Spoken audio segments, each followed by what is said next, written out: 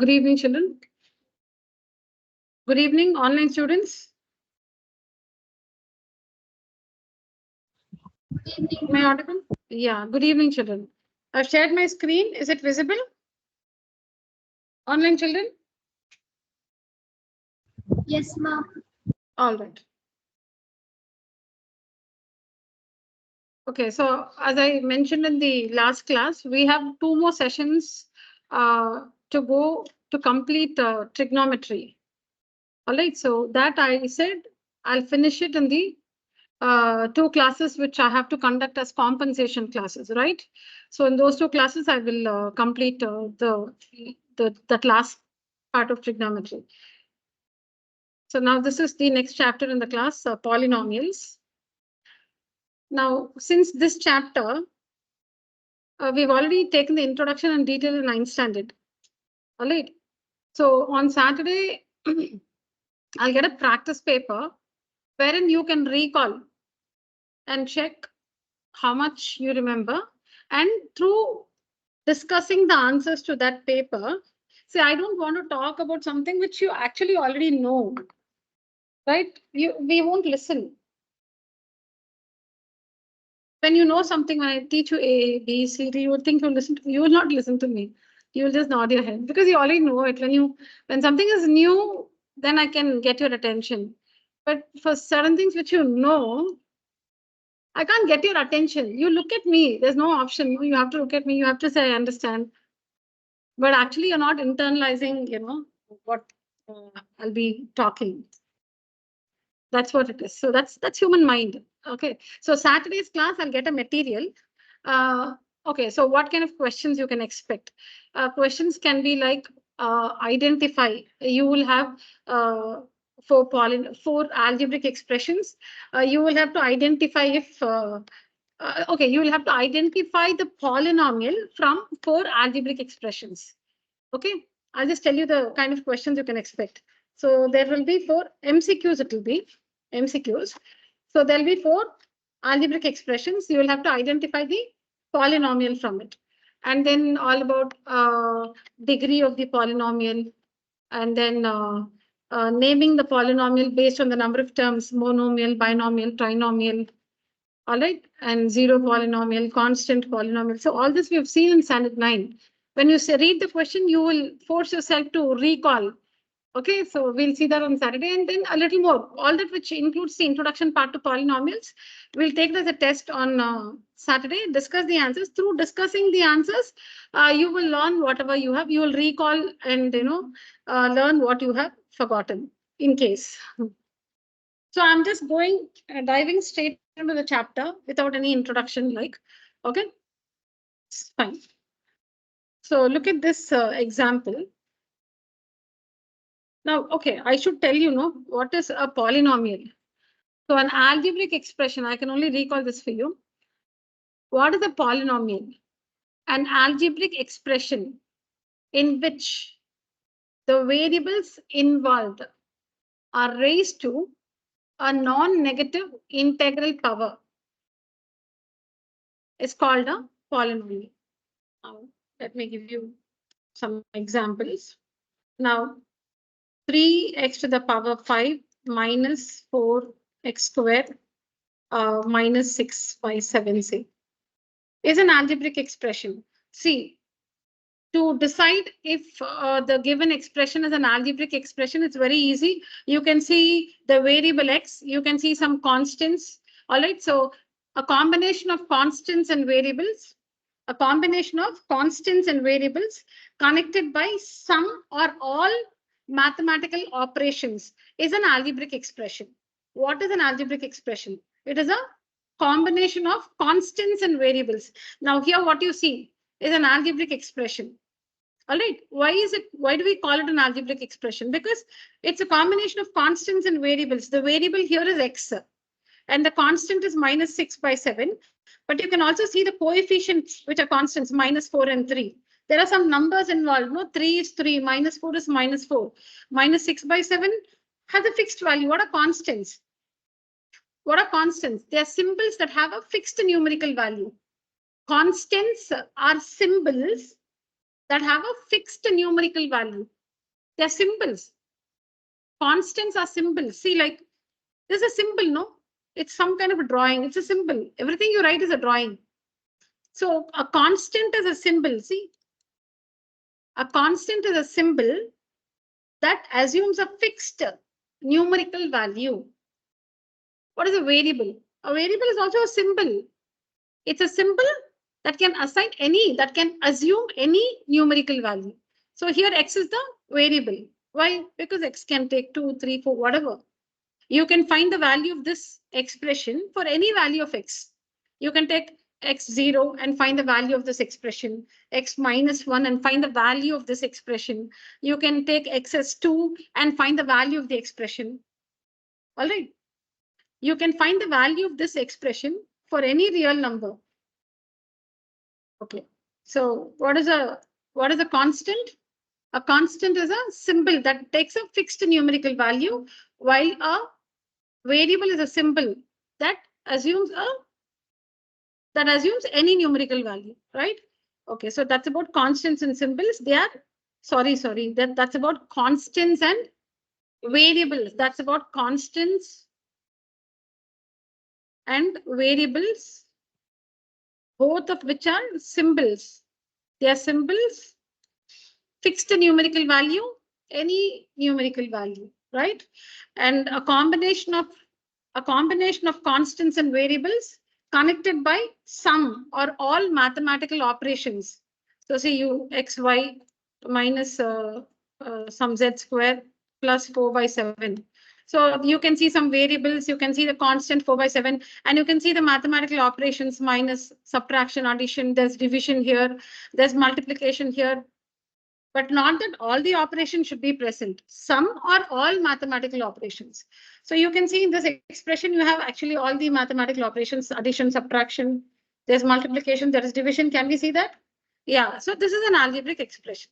Now, how do we differentiate a polynomial from an algebraic expression? How do you identify a polynomial from an algebraic expression? Okay, like the jungle is full of animals.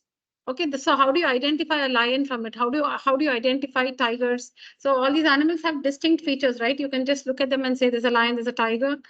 In the same way, to identify from algebraic expressions, to identify which of it is a polynomial, the rule is, it should just fit into the definition of a polynomial. So what is the definition of a polynomial?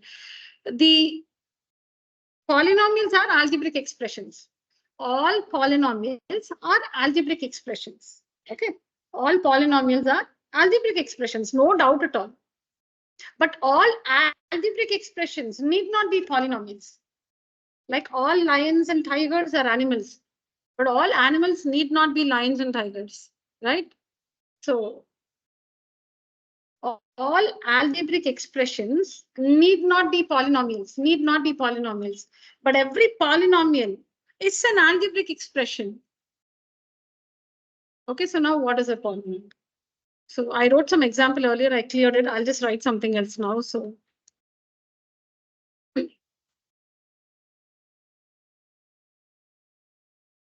okay, now this one is an algebraic expression. Don't have to think much, some variables, constant, plus, minus sign, algebraic expression.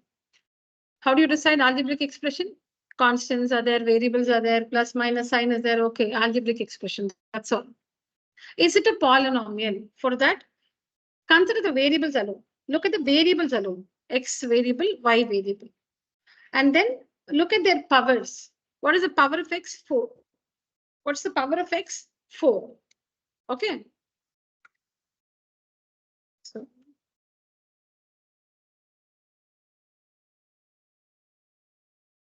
yeah. What is the power of X? 4. Okay. And what's the power of Y? 3. We are not actually bothered about the others. We are only worried, or we are only concerned about the powers of the variables, not anything else. So which are the variables here? X and Y. What are their powers? 4 and 3. So we are only concerned about the powers 4 and 3. Now, are these two whole numbers? Yes, very much. They are whole numbers. Then this expression is a polynomial. That's all. So in the algebraic expression, in the given algebraic expression, you can underline the variables and look at the powers of the variables everywhere. So here we have two variables, x and y. The power of x should be a whole number. The power of y also should be a whole number. Everywhere there is a variable, the power should be a whole number. Supposing there are 20 variables, 19 of them have whole numbers as their powers. One has a fraction as a power. One variable, there are in the expression, there are 20 variables. Okay, 19 of them have whole numbers as their powers. But there is one variable whose power is not a whole number. Then what is it? Maybe a fraction or an integer.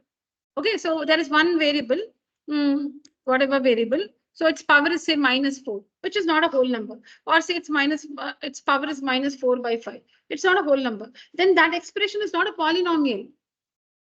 All the variables, all the variables must have whole numbers as their powers. Okay, only then it's a polynomial. Otherwise, no, it's not a polynomial. Okay, so the variables involved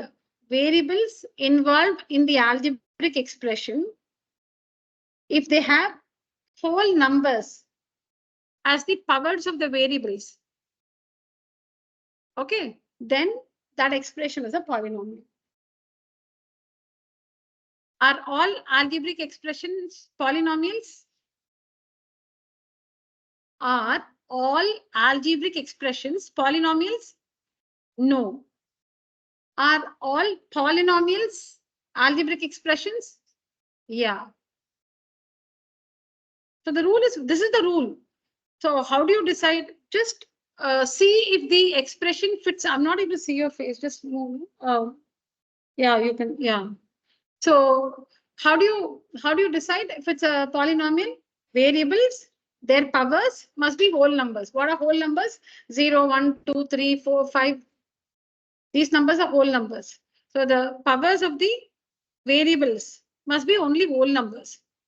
Then it's a polynomial. Otherwise, no. Okay, so now this question is for you. The others can be anything. The others, can be anything. You don't have to check them. You should not check them at all and waste time. Now tell me this one.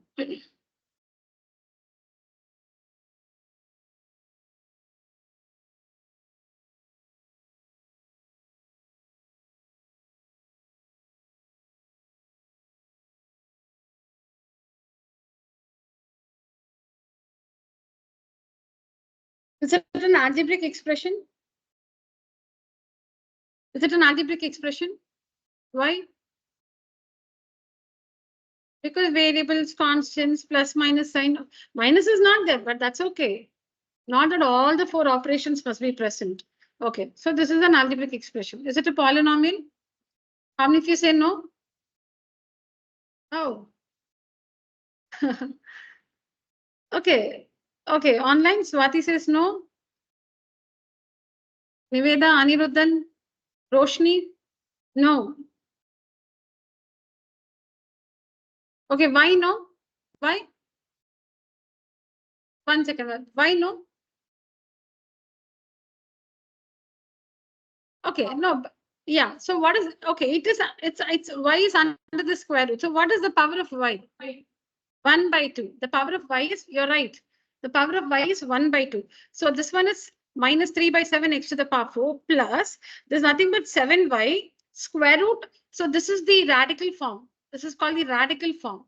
In the exponential form, it is written like this. In the exponential form, it's written like this. This is a radical form. So plus 0.56, right? So here 7 is raised to the power 1/2. That means, see, you can just write it like √7 y to the power 1/2. Just to understand, because 7 can be anything. The variable is y. What is the power of y is our concern. Okay, that 7 thing can be anything. The variable there is y. What's the power of y? It's 1/2. It's not a whole number. So this expression is not a polynomial. It's an algebraic expression, but not a polynomial. Correct? Because the power of the variable y, y is under the square root. So that means it is raised to the power 1/2. Okay, so square root of 7y This is the radical form. In the exponential form, it is 7y, the whole power 1 by 2. If it was cube root, it will be to the power 1 by 3. If it's fourth root here, if it's fourth root, it's to the power 1 by 4. So in that case, the power of y will be the power of y. If it was fourth root of 7y, then the power of y is 1 by 4. Again, not a whole number, so it's not a polynomial. It's an algebraic expression. Okay. What about this?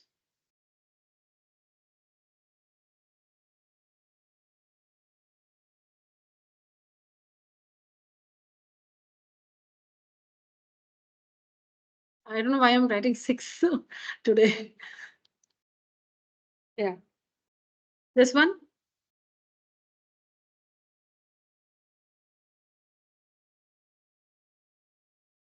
Is this a polynomial or not? No. Yeah, and I want all of you to. Yes, online children? Yes or no? Is this a polynomial? Yes or no? Ma'am. It is a polynomial. No. Is it a polynomial?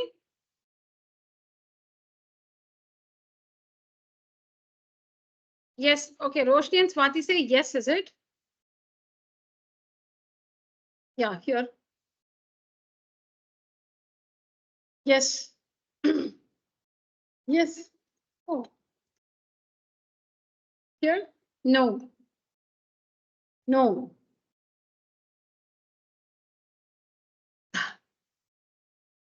It is a polynomial. Okay, let's ask her. Why is it how do you say it's a polynomial?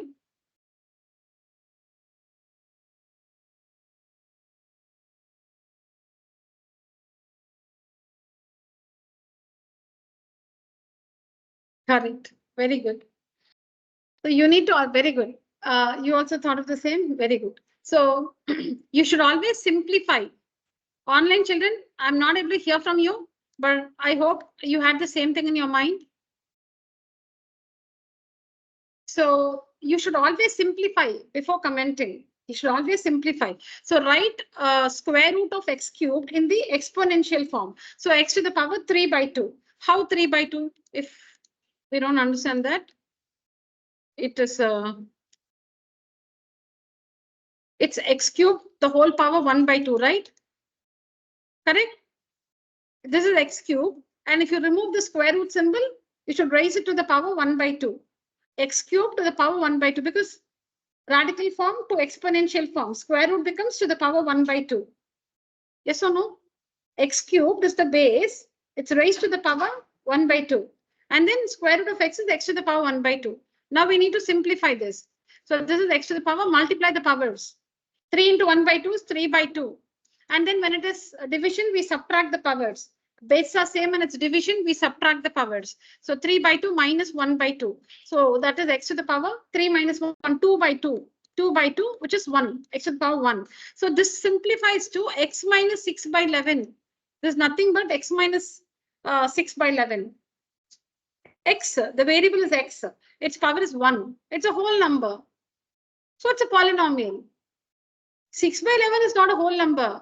We are not concerned about this also, because we're only worried about the power of the variables involved, not anybody else. So like this, you'll have to simplify and then give your comment if it or conclude if it is a polynomial or not a polynomial. Okay. So I'll just give you some time to go through this slide. I'll just tell you what has been worked here. So I've just considered a polynomial, a quadratic polynomial. So a polynomial of degree 2 is a quadratic polynomial. And our study is only about quadratic polynomials. Maybe for students, fortunately, it is only quadratic polynomials, but as a teacher, I feel it's very unfortunate that the syllabus has been deleted, because students who want to pursue maths, in 11th and 12th are actually losing on, concepts and contents which you could have already studied and, repeated, in different places in your 11th and 12th syllabus. So deletion of syllabus, maybe, you might be happy as students, but I don't think it's really good for children who want to take up mathematics ahead. But anyways, we are there now. Nothing can be done. So this year our study about polynomials restricted to quadratic polynomials. And what is a quadratic polynomial? A polynomial of degree 2. A polynomial of degree 2 is a quadratic polynomial. And when a quadratic polynomial is equated to 0, it's called a quadratic equation. A polynomial of degree 2. Now you'll ask me, what is this degree? We've seen this last year, so we'll, again, in case you've forgotten, we'll see that on Saturday. A polynomial of degree 2 is a quadratic polynomial. And when you equate a quadratic polynomial to 0, it's called a quadratic equation. Now see here, there is a quadratic polynomial and I equate this to 0. If I say equal to 0, see this one is one second, this one is a quadratic polynomial. If I, to that quadratic polynomial, if I say equal to 0, it's a quadratic equation. When a quadratic polynomial is equated to 0, that means equal to 0 if you write, it's a quadratic equation. Okay. So what you see here is, go through this. I've considered this quadratic polynomial, and then I've factorized it by splitting the middle term. Okay, so what do you say about these two? These are the two factors. This one and this one are the two factors of this quadratic polynomial. This one and this one are the two factors of this quadratic polynomial. And when you equate the factors to 0, when you equate the factor, you can see here, when you equate the factors to 0, see this 4x plus 3, when you equate it to 0, you will get the root of the quadratic equation. You will get the root of the quadratic equation. See, nothing. Quadratic polynomial, quadratic equation. For the quadratic polynomial, we find the factors, and from the factors, see, there are two things, 0 and roots. I'll tell you when to use zeros, when to use roots. For now, you just use the term roots. When it is polynomial, we use the term zeros. When it's equation, we use the term roots. But it's used interchangeably also. So don't be very strict with that usage. Mathi use pannu. Books la mathi irukum. So this is the meaning, but it is used interchangeably. We use the term zeros for polynomial and the term roots for equation. But the values will be the same. The value of the zeros and the value of the roots both will be the same. I'll tell you how it's used, okay? For now, we just understand this term roots.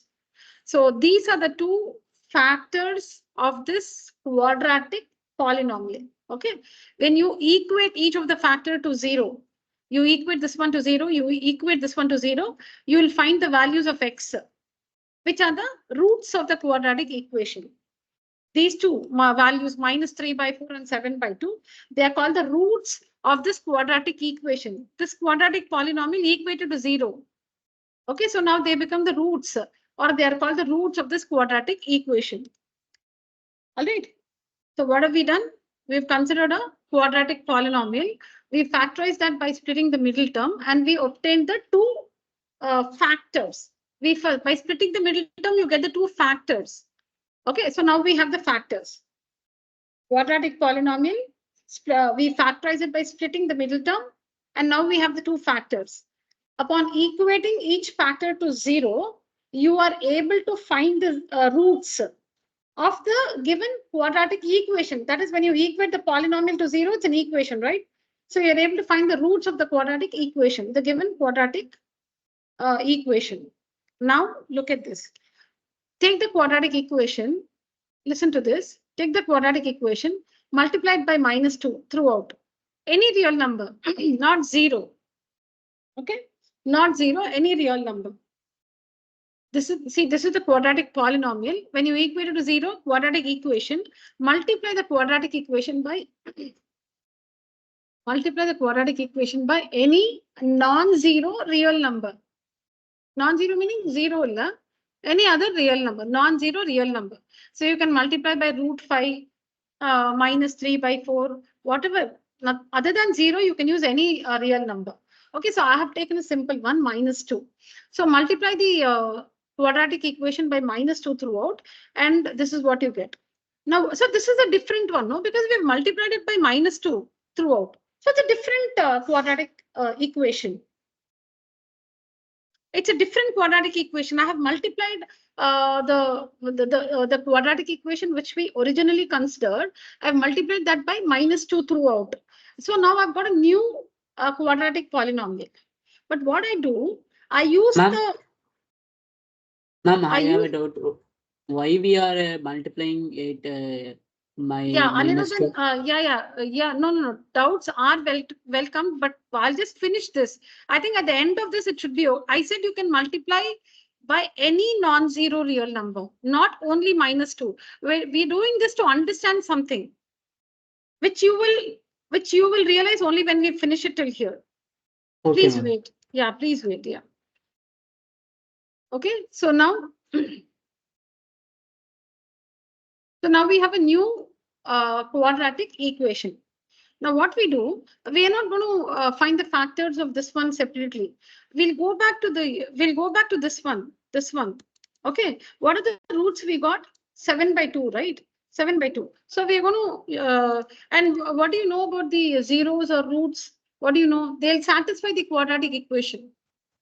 The roots, that is, okay, let's come back to this. When you use minus 3 by 4 in place of x here, the equation will be satisfied. This is the quadratic equation whose roots are minus 3 by 4 and 7 by 2. Now, what do we understand by that? When in this, when in the left-hand side of this quadratic equation, when in the LHS of this quadratic equation, when you use minus 3 by 4 in place of x, the value will be 0. The RHS is 0, no? So the value will be 0, right? 7 by 2. So 8 into x square, 7 by 2 the whole square, minus 22 into 7 by 2, minus 21. When you work this, the value will be 0. The two roots will satisfy the quadratic equation. And you also know that there is no other value of x which can satisfy this quadratic equation. A quadratic equation has a maximum of 2 zeros or 2 roots. A quadratic equation has a maximum of 2 roots. That now see, we found the 2 roots here, no? Only these 2 values of x can satisfy this quadratic equation. There is no other value. You use in place of x, you give a value other than minus 3 by 4 or 7 by 2. The equation will not be satisfied. So that is, if you use that value for x in the left-hand side, you will not get 0. You'll get some answer, but not 0. You will get 0 only when you use x as minus 3 by 4 or x as 7 by 2. For any other value for x, you will find some value, but that will not be 0, which means that value of x will not satisfy the quadratic equation. Am I clear, children? This is the left-hand side. This is the left-hand side of the quadratic equation. Now here you can give, because variables can assume any value, right? A variable can take any value, right? So for x here and here, use, I'm repeating, use minus 3 by 4. Okay, when you work this, you will get 0. That means minus 3 by 4 satisfies the equation. Okay, or in place of x here, use 7 by 2. When you simplify that, you will get 0. You will get this. You will get 0, which is the RHS. That means 7 by 2 satisfies the quadratic equation. Now there is no other value of x that can satisfy this quadratic equation. Only minus 3 by 4 and 7 by 2. A quadratic equation has a maximum of 2 roots. There are quadratic equations which can have only 1 root also. That means 2 equal roots. 1 root meaning 2 equal roots. There are quadratic equations with no roots. There is no value. There is no real value of x which can satisfy the quadratic equation. For example, x square plus 64 is equal to 0 is one example. X square plus 64 is equal to 0 is one example of a quadratic equation which has no zeros. or no roots. I told, zeros roots can be used interchangeably, and I used it now. So this is one example of a quadratic equation which has no roots. Because look at this, x square is equal to minus 64. So x is equal to square root of minus 64. And we know that square root of a negative number does not exist, or it is a complex number, an imaginary number. It's not a real number. Real numbers are numbers that exist. Real numbers are numbers that exist. Numbers that don't exist are imaginary numbers, complex numbers, which you will be learning in maths after 10th standard. So when we say that the roots do not exist, that means there is no real root. There's no real root. Real root meaning no real value. Irrational, rational. Okay, there is no real value. Okay. So x squared plus 64 is equal to 0. We are solving it to find the value or values of x. So x squared is equal to minus 64. So x is equal to the square root of minus 64. Now we need to find it. How do you solve? You'll have to find the value of square root of minus 64. Square root of minus 64 means something into the same thing should give you minus 64. Now don't say it's not 8 into minus 8. 8 into 8 or minus 8 into minus 8. A number into itself should give you minus 64. And we know that no such number exists, right? A number into itself should give you minus 64. Oh, there is no such number. So that means square root of minus 64 does not exist, meaning it's not a real value. So that means this one has no real root. So this is an example of a quadratic equation with no real roots. That means for x you use any value, you will not get 0 at all. LHS is what?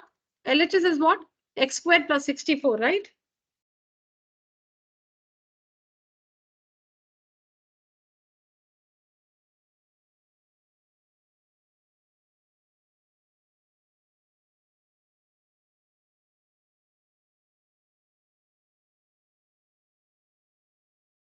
Yeah, in our example, x squared plus 64 is equal to 0. So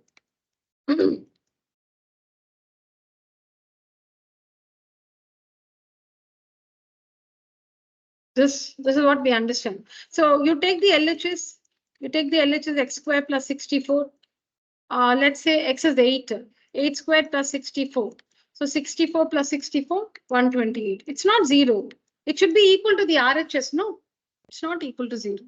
Okay, let me take minus 8. Maybe that will work. So plus 64 minus 8 the whole square. We are giving x minus 8. Okay. So this is also 64 plus 64, which is 128, which is not 0. It should be the RHS, which is 0. You give any other value. Minus 3, 3, whatever value, you will never get 0. So this is an example of a quadratic equation with no real roots. No real roots.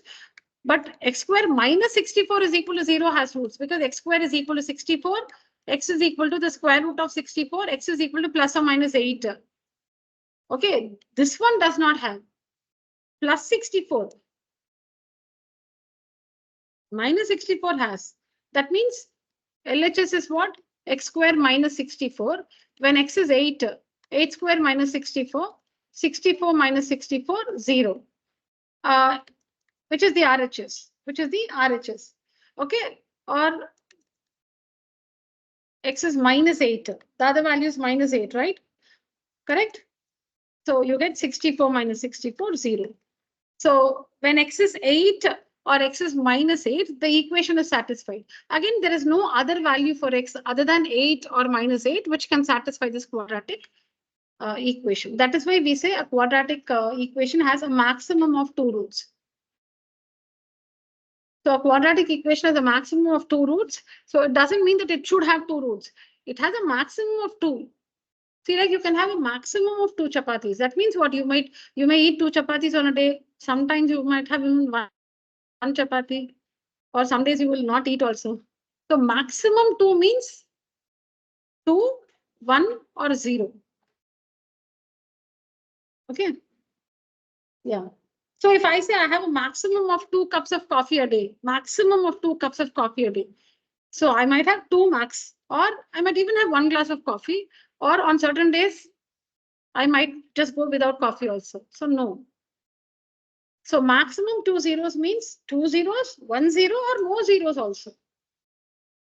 Now, so this is an example. So we've seen examples of quadratic polynomials with two zeros or 2 roots. One we haven't given you an example. With no roots, we just saw. I'll give an example for 1 root now. Okay, so say like I'll just take a simple one. Minus 8x plus 16 is equal to 0. Now this quadratic equation is said to be a perfect square. Okay, now you will. So how did I write this? Just write anything, like I just squared this one. I just took a perfect square like this. Okay, so what is the result of this equation? X squared minus 8x plus 16 is equal to 0. So now this is a quadratic equation, which is a perfect square.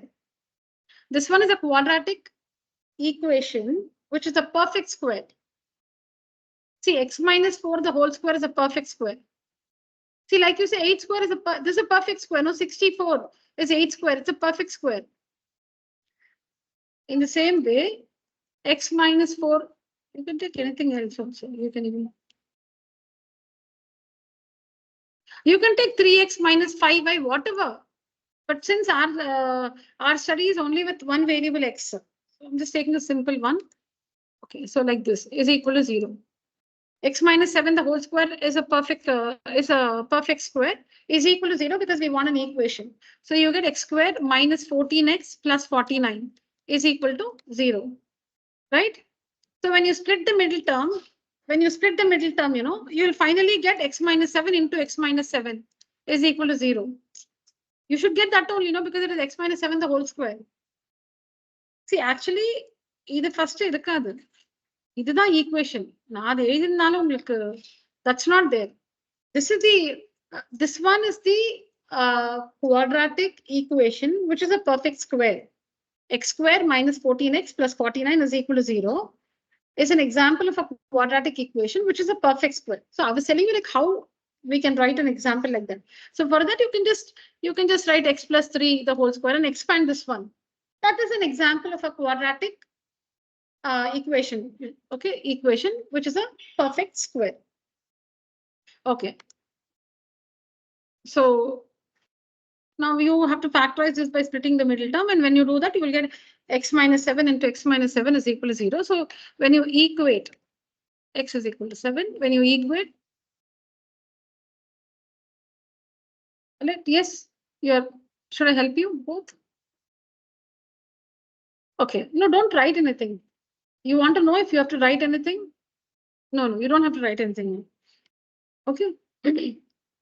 Yeah. Oh, I cleared the screen.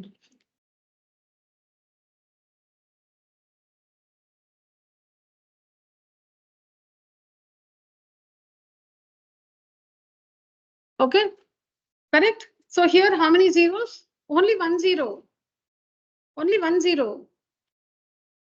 If I get you 2 storybooks, same storybook, 2 copies I give you, and I tell you I've got 2 storybooks for you. Read both. You will say it's 2, but it's only 1. No, it's the same storybook. I've got 2. Same book, 2 I've given you. Will you read the storybook once and read the other one also? No, right? No, if you read it 2, 3 times, you might read it. But I'm saying like it's the same book, right? Almadri, there are 2 0, 7 7. There are 2 numbers, but it's the same, right?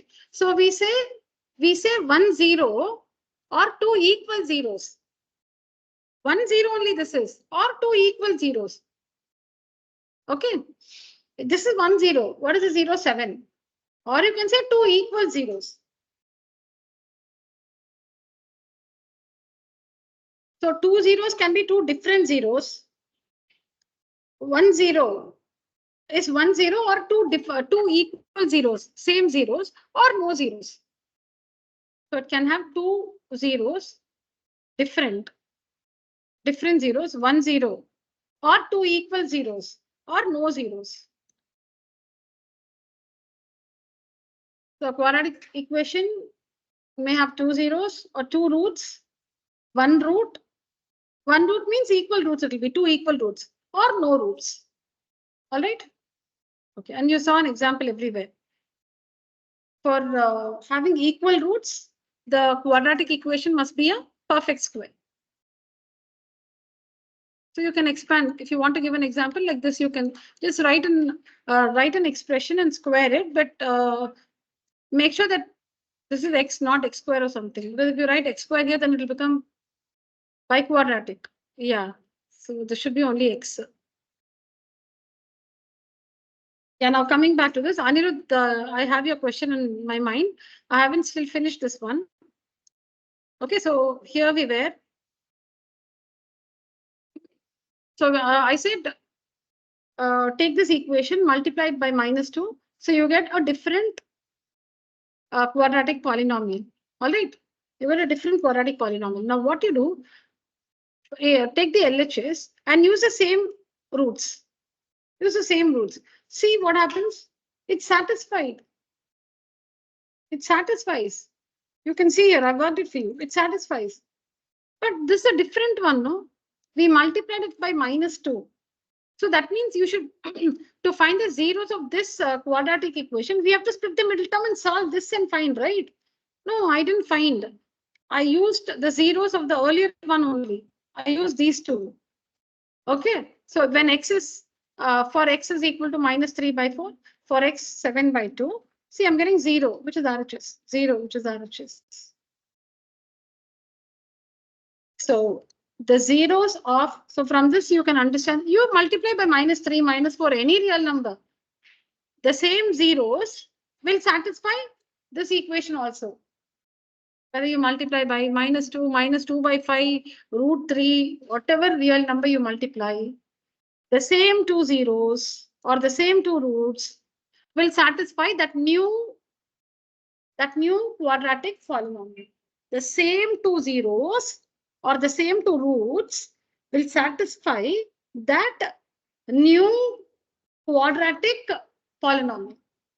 What is that new quadratic polynomial? The one which is got by multiplying this one, what we originally considered, this one, by any non-zero real number. All right. So the conclusion is, okay, so the conclusion is the roots of ax squared plus bx plus c are also the roots of k into ax squared plus bx plus c, where k is any non-zero real number. The roots or the zeros of ax squared, this is the standard form of a quadratic polynomial. Okay, so the roots or the zeros of ax squared plus bx plus c are also the roots or zeros of k into, why k into? Because this is only k. This is k. Are also the roots or zeros of k into ax squared plus bx plus c. Is the conclusion through this example. All right, please go through. Yeah, Anirudh, please get back to me. Go through this working and get back to me if you have a question. One thing is, it's not that you will have to multiply by -2 only. I told you. You can multiply by any non-zero real number. Yeah, please go through.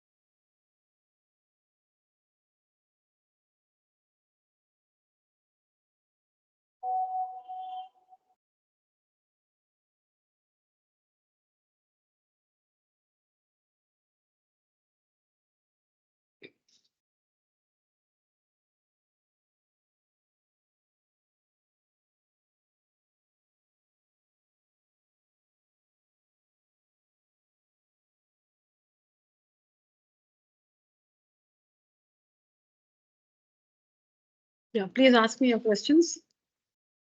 So the terms are, when you solve a quadratic polynomial, what you get are the factors. When you solve a quadratic polynomial by splitting the middle term or any method, the two expressions you get are called the factors of the quadratic polynomial. So these are the factors. When you equate the factors to 0, when you equate the polynomial to 0, it's a quadratic equation. And when you equate the factors, when you equate the factors to 0, you get the roots of the quadratic equation or the zeros of the quadratic polynomial. The term zeros is used for the quadratic polynomial. The term roots is used for the quadratic equation. Zeros is for the polynomial. Roots is for the equation. But the zeros, roots, the values are the same. Minus 3/4 and 7/2. They are only the zeros and the roots. When do we use those terms? When you say zeros of the quadratic polynomial. When you say roots of the quadratic equation. Minus 3/4 and 7/2 are the zeros of the quadratic polynomial 8x square minus 22x minus 21.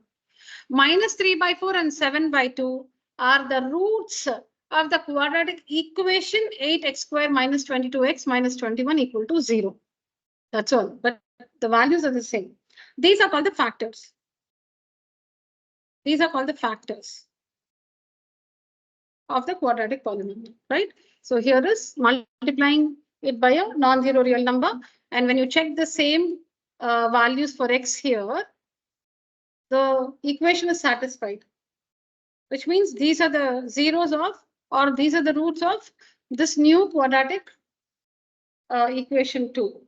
That's why we conclude that the zeros of ax squared plus bx plus c are also the zeros of k into ax squared plus bx plus c. This is only the k. All right. Yes, Aniruddhan. Yes, ma'am. Yeah. No, I want your question now. I was clarified, but I have another question. As per the textbook formulas, as per the sum of the zeros and the product of the zero also satisfies. Why you have kept in this method? We have not come. I have not come to that part at all. See here, your theories here. That's in my next slide. Ma'am. This is understanding using an example, and then you can see it here. Now I don't have to tell you why I have used a k here. I don't have to tell you why I'm using a k here, where k is any non-zero real number. I have taken this effort to make this easy for me and for you. Okay. Okay, ma'am.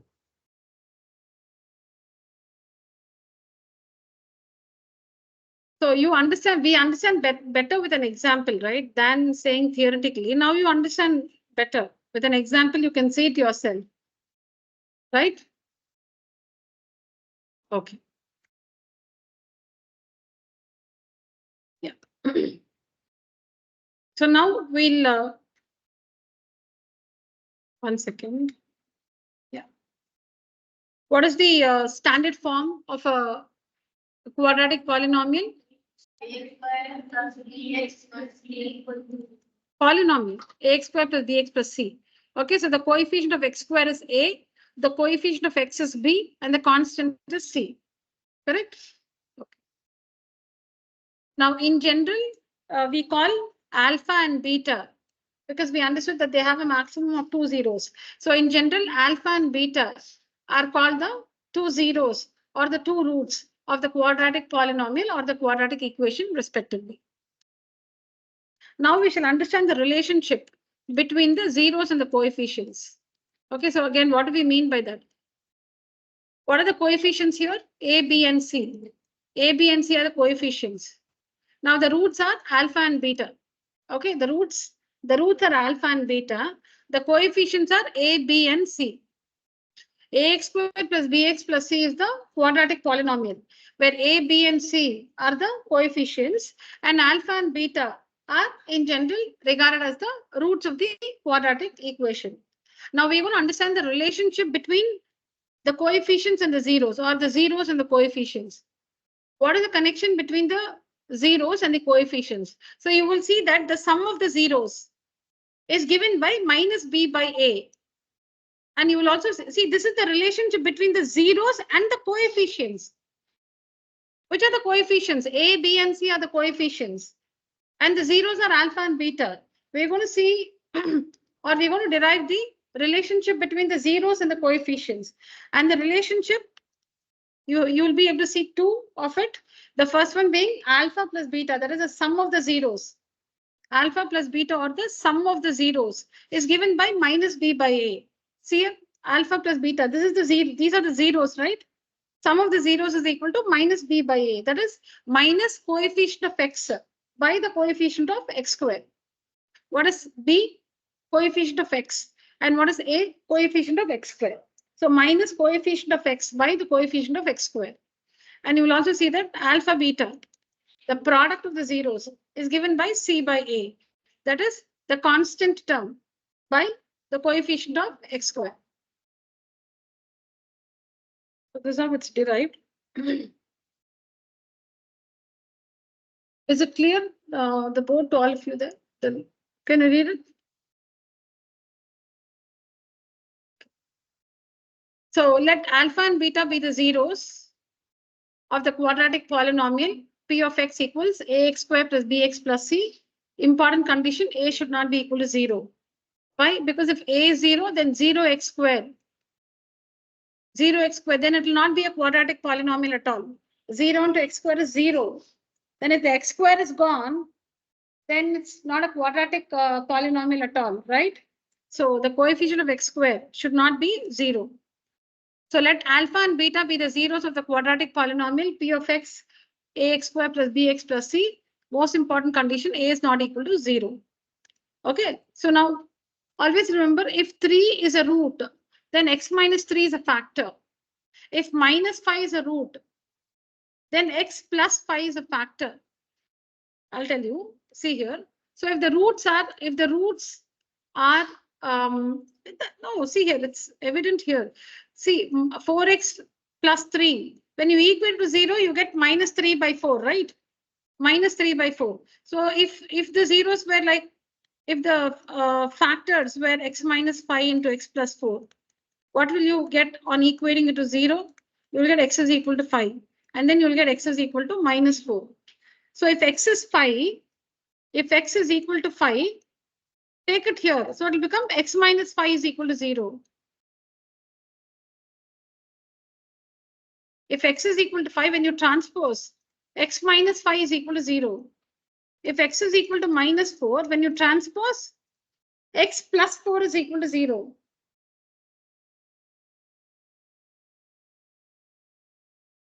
Similarly, if the zeros are alpha and beta, that means x is equal to alpha, x is equal to beta.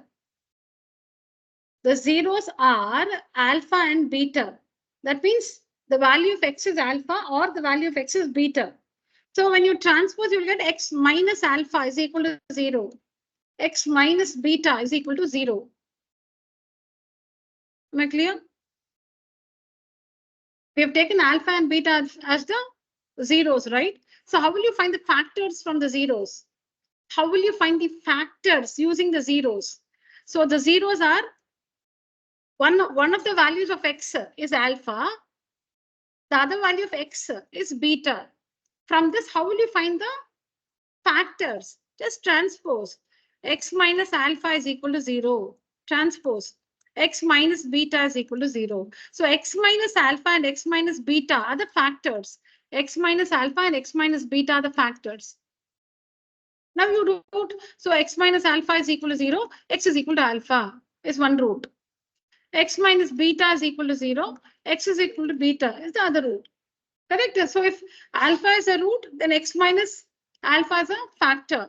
If beta is a root, x minus beta is a factor. Okay. So the product of the factors. So then x minus alpha and x minus beta are the factors of P of x. If alpha and beta are the zeros, then x minus alpha and x minus beta are the factors. And we know that the product of the factors, x minus alpha into x minus beta, the product of the factors, like when you multiply this and this, you will get back this polynomial, right? When you multiply these two polynomials, when you multiply these two factors, you will get back this polynomial, right? In the same way, when you multiply the factors x minus alpha and x minus beta, when you multiply this into k, you will get the quadratic polynomial ax squared plus bx plus c. X minus alpha is one factor, x minus beta is the other factor, into any non-zero real number will give you the quadratic polynomial ax squared plus bx plus c. Because we understood that alpha and beta are the zeros of the product or this one into k. We just saw that here. So the product of the zeros,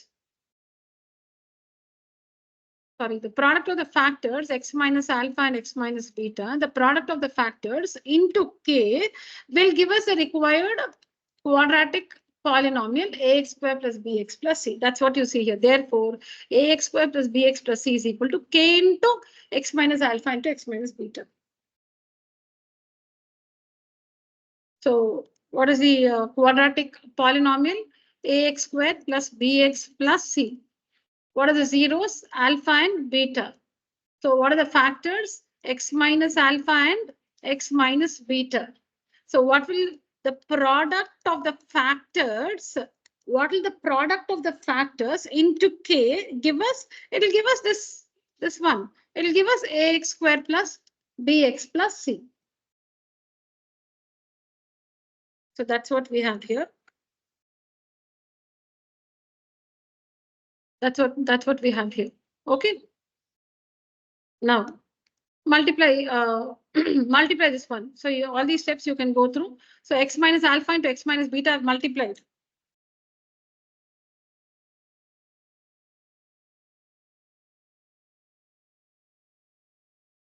Okay, so when you multiply, you get k into, when you open the brackets, you'll get x squared minus beta x minus alpha x plus alpha beta. Okay, then you should take out common between these two. Okay, so x squared minus x into alpha plus beta plus alpha beta. Correct? We'll just put this x here. Just put the x here. Minus is common.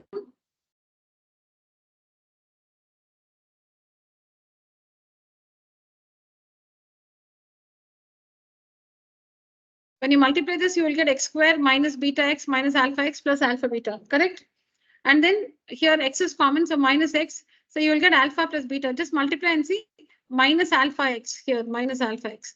Then minus beta x here, this one minus beta x.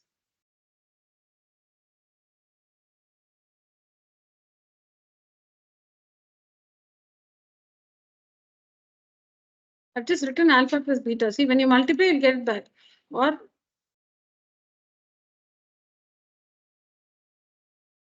minus x, you can write beta. Minus into minus is minus into plus is minus and alpha. So you will get actually beta plus alpha, which I wrote as alpha plus beta.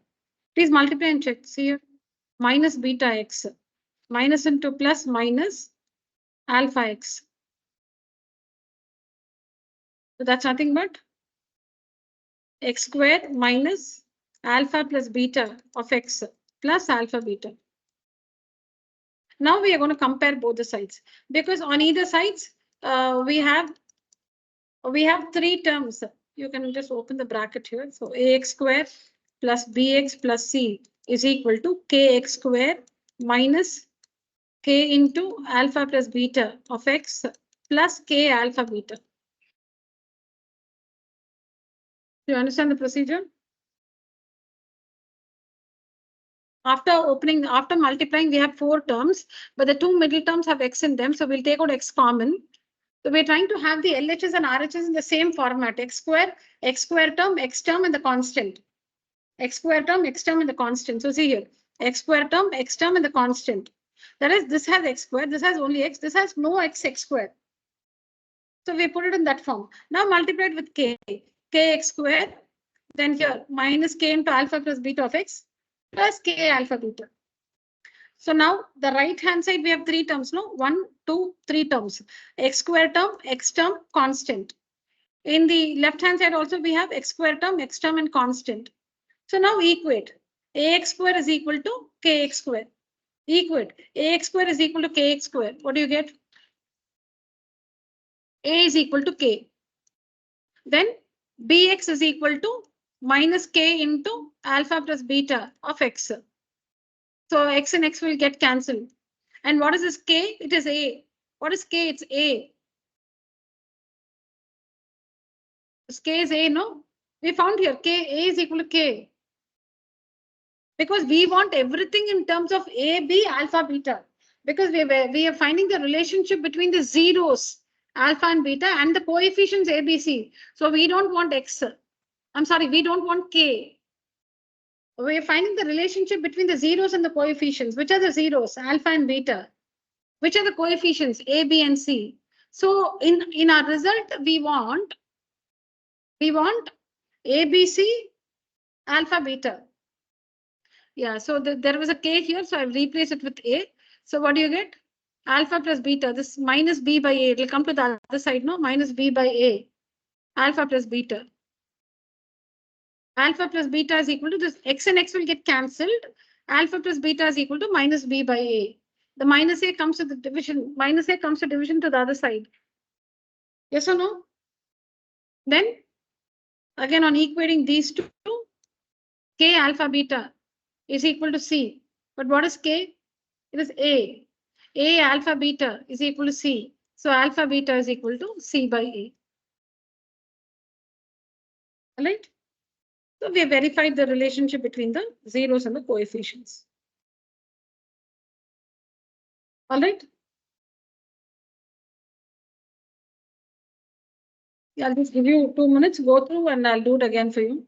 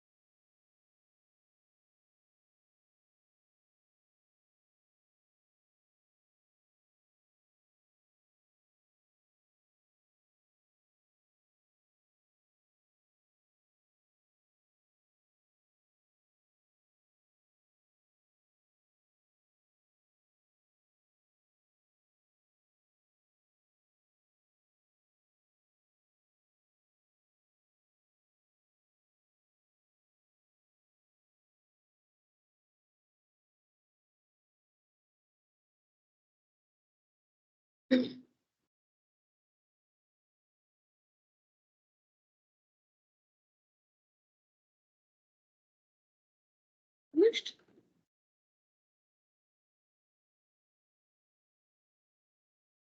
Yeah, tell me. So ax squared plus bx plus c is equal to k into x squared, x minus alpha into x minus beta, the product of the zeros. Alpha and beta are the roots, x minus alpha and x minus beta are the factors into k. Okay, then ax squared plus bx plus c is equal to k into, when you multiply x into x squared minus beta x minus alpha x plus alpha beta is equal to k into, take a square bracket, x squared, take out common, minus x into beta, minus x into beta is minus beta x, minus into plus is minus alpha into x plus alpha beta, close the square bracket. So in the next step, what you do?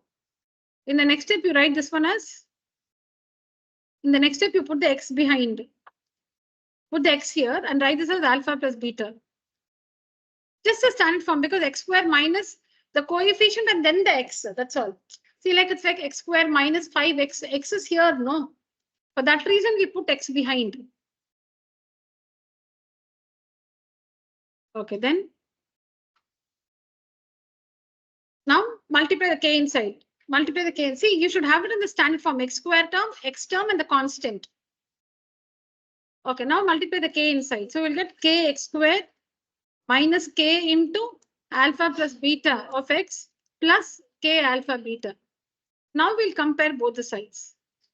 We have three terms here, x square, x and constant. Here also we have x square, x and constant. So now we are ready to compare both the sides. So this one is equal to this one. That is, the x square term is equal to the left hand side and right hand side, they have three terms, x square terms, x terms and constants. So equate the relevant terms. Ax square is equal to kx square. X square and x square cancel. So a is equal to k. Then equate these two, the x terms. Equate the x terms. Bx is equal to minus k into alpha plus beta of x. X and x will get cancelled. This k is a, no? So take away this, put a. Next step. Okay. So what do you get? This minus a, b by minus a, or minus b by a is equal to alpha plus beta. So alpha plus beta is equal to minus b by a. And then on equating this and this, you get c is equal to k alpha beta. But k is a alpha beta. So the product of the zeros, alpha beta is equal to c by a. On one side, we have only alpha and beta. On the other side, we'll have the coefficients. So alpha plus beta is minus b by a. Alpha beta is equal to c by a. All right. So this is how we construct a quadratic polynomial. To construct a quadratic polynomial, remember, to construct a quadratic polynomial. Okay. So if you know the zeros, are alpha and beta, then the product of x minus alpha and x minus beta will give you the quadratic polynomial. Like if they give you that the zeros are say like 3 and minus 4. The zeros are 3 and minus 4. Suppose the zeros are 3 and minus 4. So if that means what, x is equal to 3, x is equal to minus 4. Or if the variable is y is equal to 3, y is equal to minus 4, whatever is a variable. So if x is equal to 3, x minus 3 is equal to 0. So x minus 3 is the factor. X is equal to minus 4, meaning x plus 4 is equal to 0. So x plus 4 is the factor.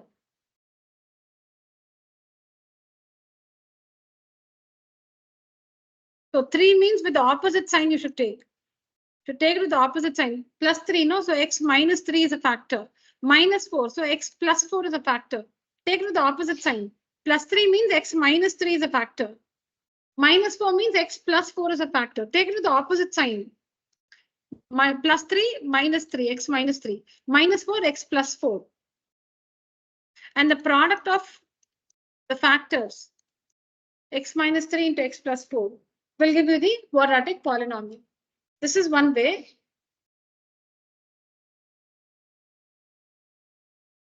So to construct the quadratic polynomial, one method is multiplying the factors x minus alpha and x minus beta. That is when alpha and beta are given. Alpha and beta will be given to you. The zeros or the roots will be given to you. Then with the help of the zeros, you will find the corresponding factors. And you will multiply the factors to find the quadratic polynomial. The other one is the standard form, which is x squared minus sum of the zeros into x plus the product. Same thing, when you multiply this is what you will get. When you multiply x minus alpha into x minus beta, this is what you will get. So the other one is the standard form like this. You will have to put the values of alpha and beta in this one. X squared minus sum of the zeros, x alpha plus beta into x plus the product of the zeros, alpha beta. You can remember like this, x squared minus sx plus p. X squared minus sx plus p.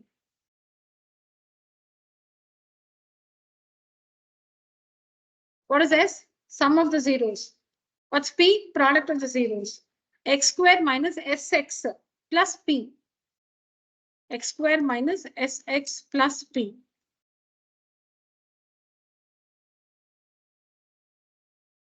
So x squared minus sum of the zeros into x plus the product of the zeros. So this way you can construct the quadratic polynomial with the help of the zeros alpha and beta. Or if they give you the, supposing they give you the sum of the zeros is minus 7. The product of the zeros is 9. Supposing they give you this, the sum of the zeros is minus 7. 0 is not minus 7. Sum of the zeros is minus 7. Product of the zeros is 9. Then what's a quadratic polynomial? X squared minus sum of the zeros into x plus the product of the zeros. So x squared minus 7x plus 9. So x squared plus 7x plus 9. If the sum of the zeros and the product of the zeros is given, so this is the standard form. So what is the sum given? Minus 7. What's the product? 9. So just substitute and get it.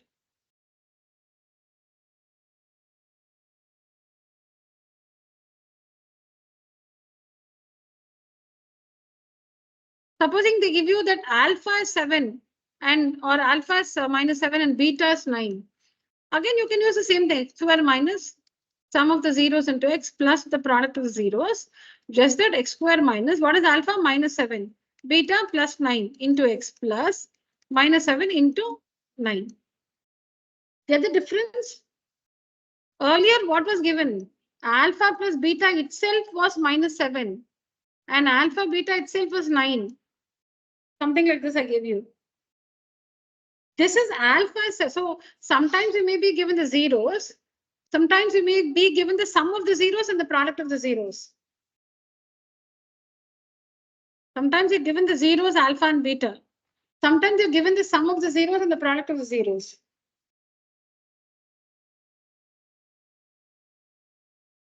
Correct? So if you're given alpha is minus 7 and beta is 9,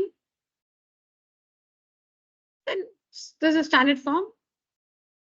In place of alpha minus 7, beta 9, alpha minus 7, beta 9, and x squared. So it'll be minus 2x minus 63. Correct? Or you can also do this one. When alpha is minus 7, what is the factor? X plus 7 is a factor. Then x minus 9 is a factor. You can multiply these two factors. So x into x, x squared. X into minus 9, minus 9x. Plus 7 into x, plus 7x. This one into this one, minus 63. So x squared minus 2x minus 63.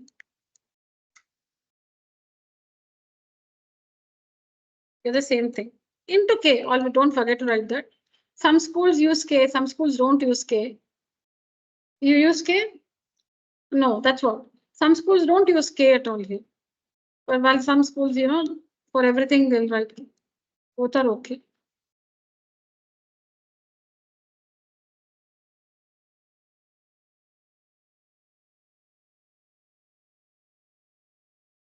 So what is important is you should read the question carefully. If the zeros are given or the sum and the product of the zeros are given, is alpha and beta given or alpha plus beta and alpha beta given?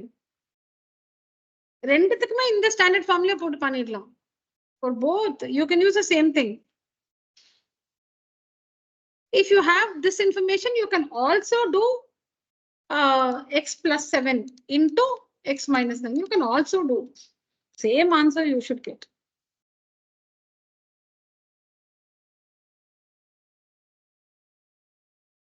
You don't have to do.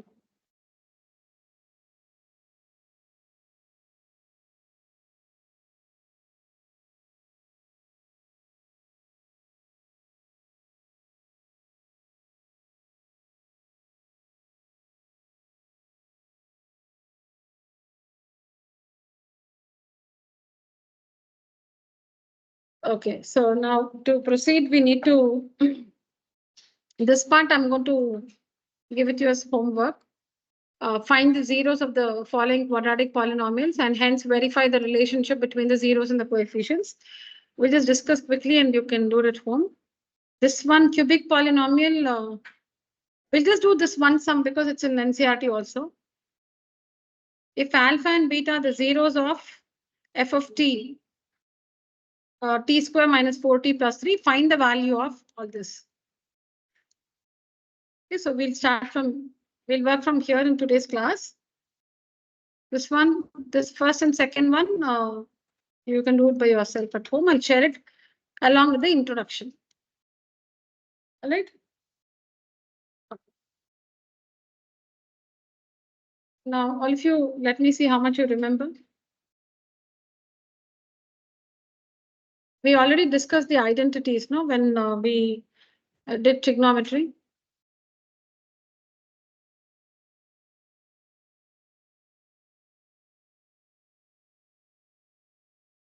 Yeah, so again, I have to do it because so that I make sure that you have not forgotten. So what is, okay, since they are new, just complete this alpha cube. Now instead of a and b, we'll use alpha and beta, that's all. Instead of x, y, a, b, we'll use alpha, beta. So what's alpha cube plus beta cube plus 3 alpha beta into alpha plus beta equal to, girls? Can you complete the identity? Alpha cube plus beta cube plus 3 alpha beta into alpha plus beta is equal to? No problem. I have not done here, like you were not there during those sessions. No problem. So this one is equal to alpha plus beta the whole cube. Okay. A cube plus B cube plus 3AB into A plus B is equal to A plus B the whole cube. A cubed plus B cubed plus 3AB into A plus B is equal to A plus B the whole cubed. So from this, transpose this one. So you get alpha cube plus beta cube is equal to alpha plus beta the whole cube. This is one term.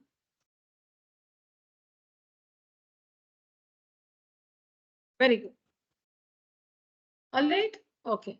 Now the next one, alpha cube minus beta cube minus 3 alpha beta into alpha minus beta is equal to alpha minus beta the whole cube. So when you transpose this, alpha cube minus beta cube is equal to alpha minus beta the whole cube plus 3 alpha beta into alpha minus beta. Right? Very good. What's alpha square plus beta square plus 2 alpha beta equal to alpha plus beta the whole square. So when you transpose this one, alpha square plus beta square. Very good. Minus 2 alpha beta. Very good. All right.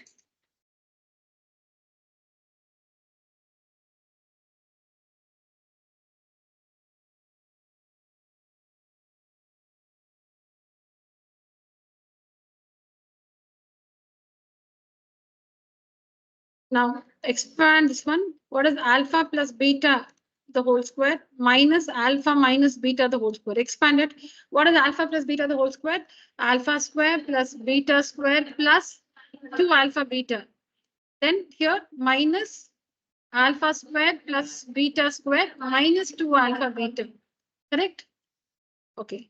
So alpha square plus beta square plus 2 alpha beta minus alpha square minus beta square plus 2 alpha beta.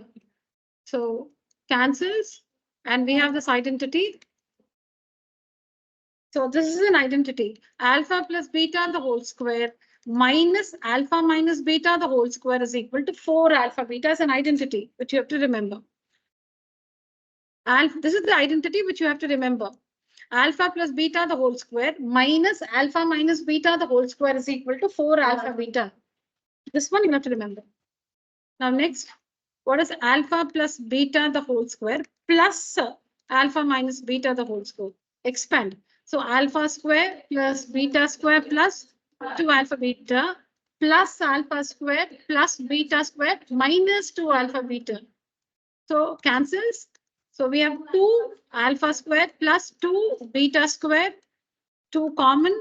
So alpha square plus beta square. So alpha plus beta the whole square plus alpha minus beta the whole square is equal to 2 of alpha square plus beta square. It's also an identity which you have to remember. Very important. All right. One more.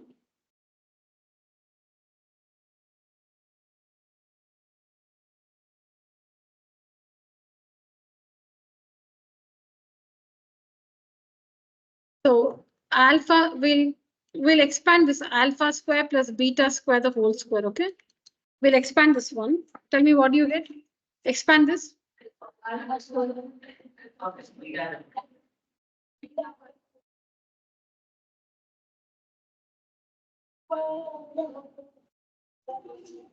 Plus 2 alpha square beta square, right? That's what you said. Yeah.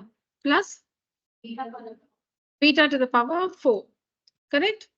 So now this one I'll write it the other way. So alpha to the power 4 plus beta to the power 4 plus 2 alpha square beta square is equal to alpha square plus beta square the whole square. I'm just writing it the other way.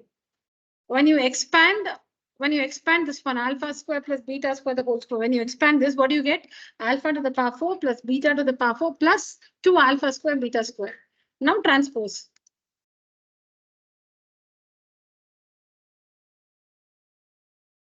Is equal to alpha square plus beta square the whole square minus 2 alpha square beta square.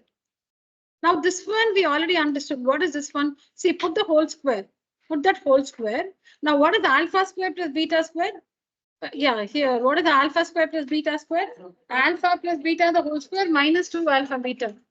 See here, alpha square plus beta square is alpha plus beta the whole square minus 2 alpha beta.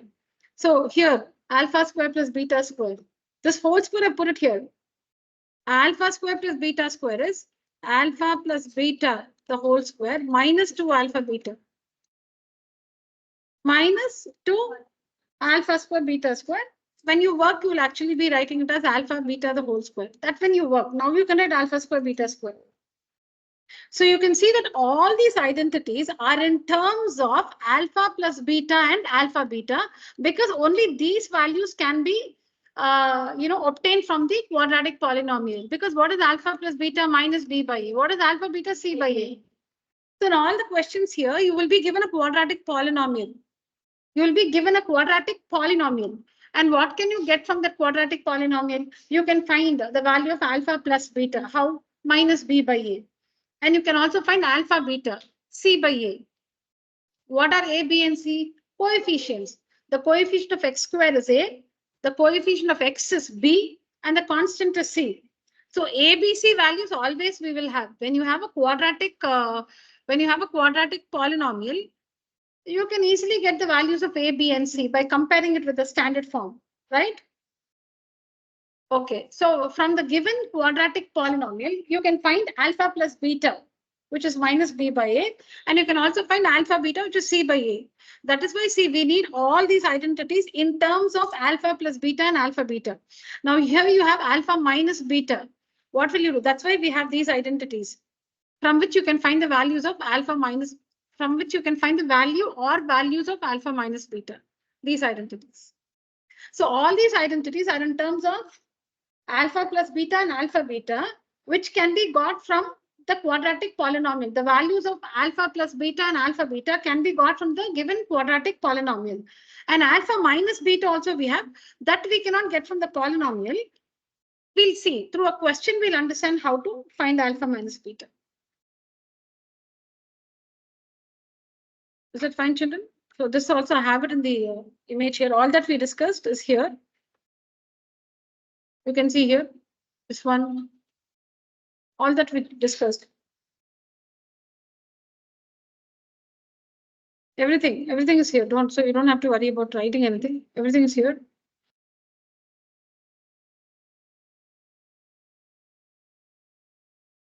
Yeah. So you have to leave about introduction, that one.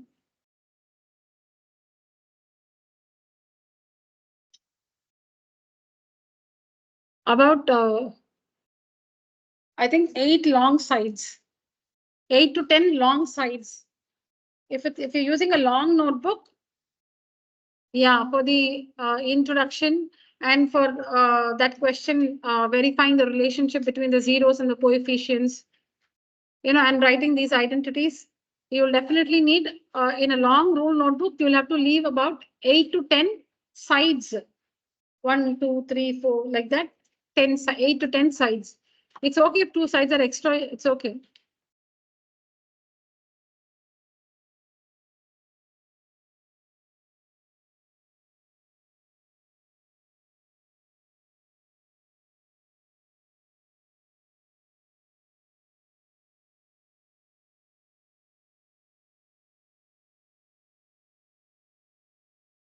Now I'll just tell you the different types of questions you can get under this heading. Find the zeros, only this class, because introduction class, I'll always talk. So you'll be like, when is she going to start? So only this class, like next class, I don't have any job because I finished the introduction. So now next class, I'll give you questions and I'll just stay calm. So I'll just tell you the different types of questions you can get here, or the polynomials you can get here. Look at the first and the second one. In fact, the first, second, and the third one. Okay, the first, second, and the third one. It's called, these polynomials are called pure quadratic polynomials. Pure quadratic polynomial because all the 3 terms are there. If the variable is v, there is v square, v and constant. If the variable is x, there is x square, x and constant. Again, here also the variable is x. So you have x square, x and constant. Okay. So in the quadratic polynomial, whatever is the variable, x, y, z, whatever is the variable, if there are all the 3 terms, if v is the variable, then v square term, v term, constant term. If b is the variable, b square term, b term, constant term. If the quadratic polynomial has all these 3 terms, it's called a pure quadratic polynomial. Pure quadratic. See, we have MCQs. So you need to know all this. So they'll give you a few quadratic polynomials and they'll ask you to identify the pure quadratic polynomial from it. So don't take anything like, why is she saying all this? It's not in the NCERT textbook. Okay, so all that we discuss in the class is definitely important from your school as well as the board examination point of view. I'm not taking your time by talking something which is not needed for you. So since we have MCQs, you'll be given 4 and asked to identify or pick the pure quadratic polynomial from it. So then you will say this lady didn't tell us what pure is. If I didn't say, you will say I didn't teach. Yeah. So now the first 3, okay? The first 3 are pure quadratic polynomial. Quadratic, you know why? Because v squared, x squared, x squared, so quadratic. So pure quadratic polynomials because they have all the 3 terms. Okay. Now this one is not a pure quadratic polynomial.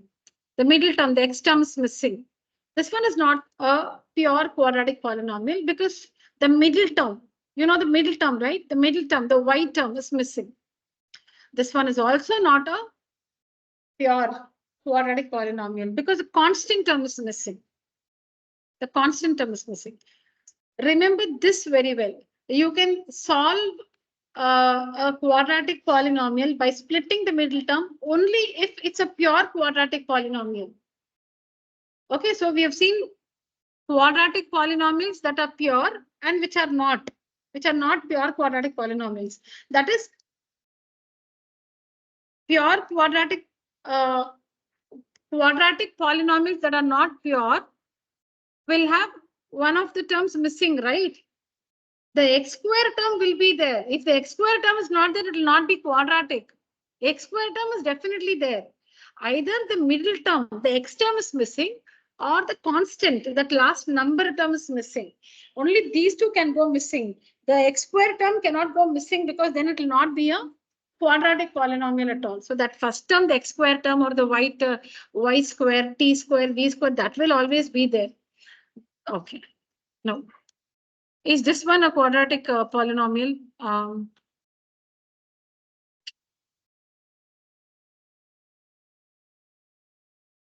That's all.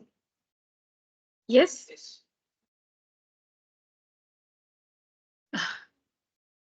Think. Yeah, online children.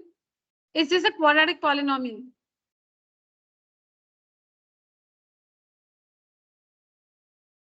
Swati, Niveda, Aniruddhan, and Roshni? Yes, Swati, yes. Yeah, how many of you? Yes, yes.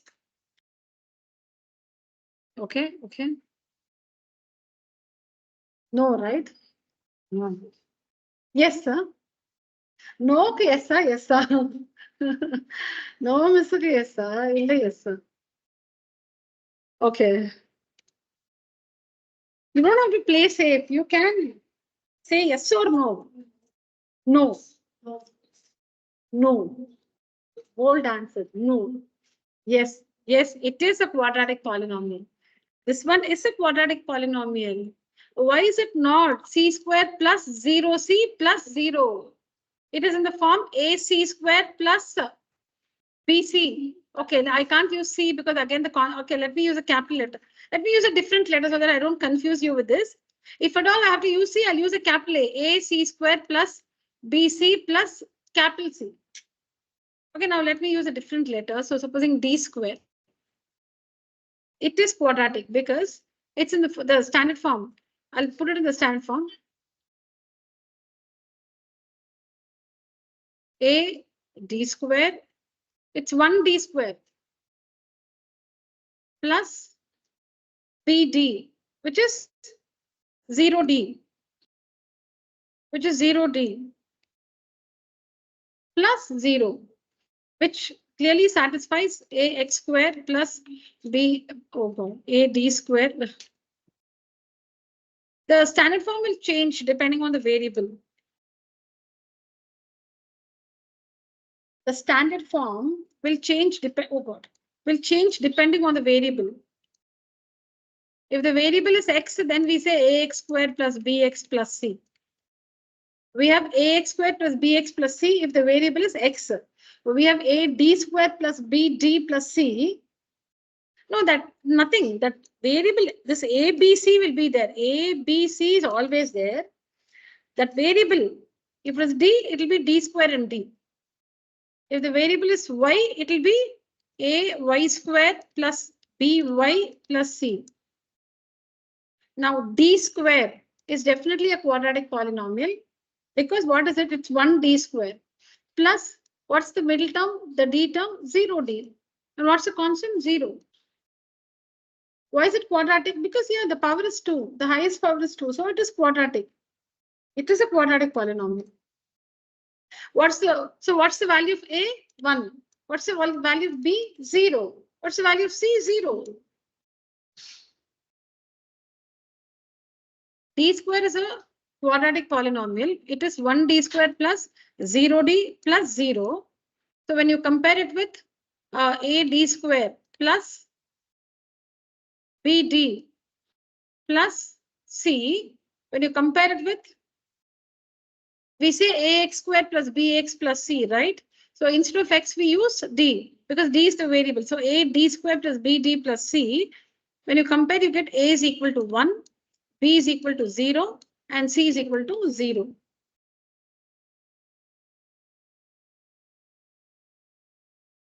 Okay, so the first three are pure quadratic polynomials because you can find, see all the three terms.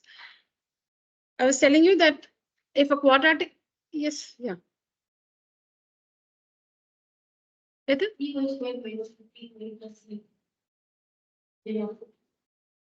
3y square minus 15y, ஆமா.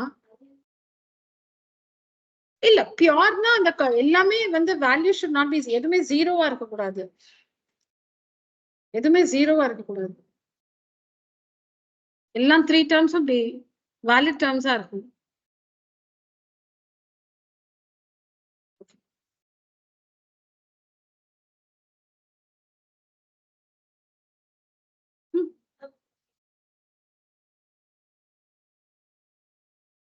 One second. Louder. T square is equal to 0. 0. T square is equal to 0. T is equal to 0. T is equal to 0. Only 0. 1 second. Hello. Oh.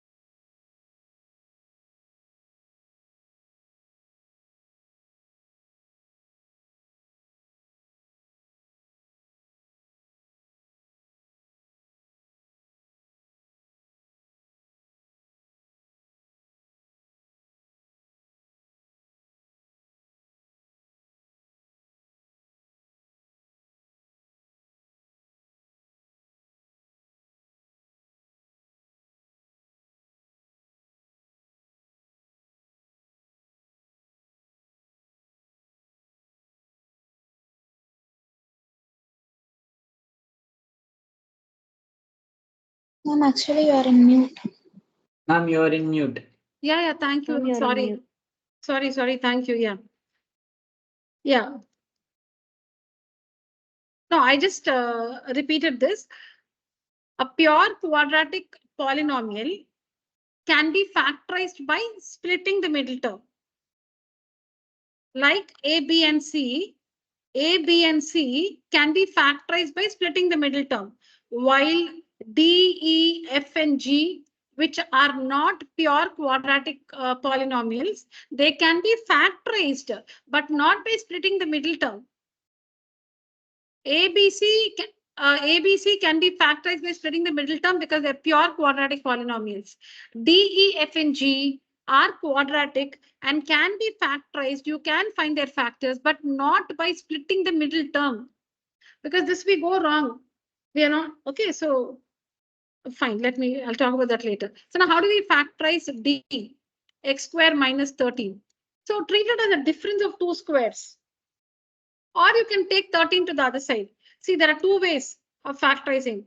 So equated to 0, x the whole square minus root 13 the whole square is equal to 0. Okay, so this is like a square minus b square. So a plus b into a minus b is equal to 0. So x plus root 13 is equal to 0. X is equal to minus root 13, or x minus root 13 is equal to 0.